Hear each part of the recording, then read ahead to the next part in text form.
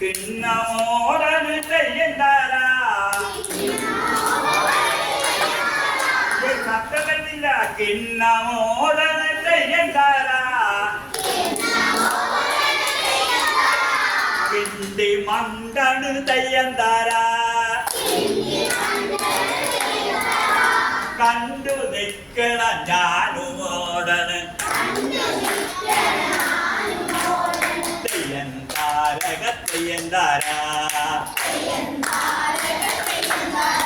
തക തക തക തെയ്യന്താരാ തക തക തക തെയ്യന്താരാ തക തക തക തെയ്യന്താരാ തക തക തക തെയ്യന്താരാ.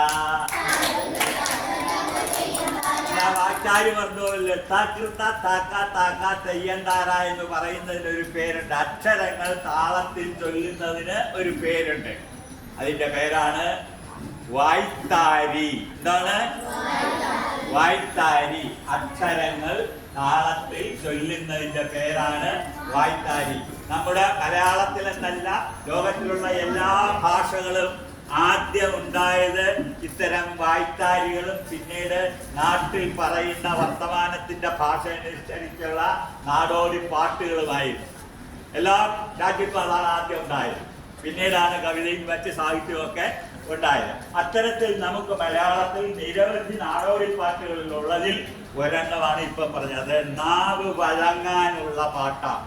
തക തക തക നല്ല സ്പീഡിൽ പറയുമ്പോൾ ആ അക്ഷരം നമ്മുടെ നാക്കിൽ കിടന്ന് നൃത്തം ചെയ്യും. അപ്പൊ നമ്മുടെ ഉച്ചാരണം ശുദ്ധമാണ്. അതിനാണ് ഈ പാട്ട് പാടുന്നത്. ഇനി ഇതുപോലെ ഒരുപാട്